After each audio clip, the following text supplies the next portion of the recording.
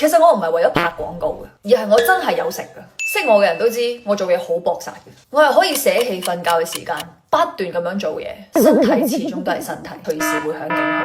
尤其我唔後生，我年紀有翻咁上下，身體健康係用錢買唔到嘅。他日你有咩大病，可能有錢都醫唔到。我為咗將我嘅壽命延長，亦都開始研究好多保健品。雖然血管瘤佢係一個良性嘅瘤，佢唔係一個癌症，但係就需要食魚油去補充 Omega 3。而家好多魚油都賣到好平，你係唔知佢用緊啲乜嘢魚啊？你究竟用緊深海魚啊，定係淺水魚提煉出嚟嘅呢？我係基於安全同埋健康，仲有最緊要嘅係質量，所以我揀咗龍蝦油，因為佢比魚油係更加好。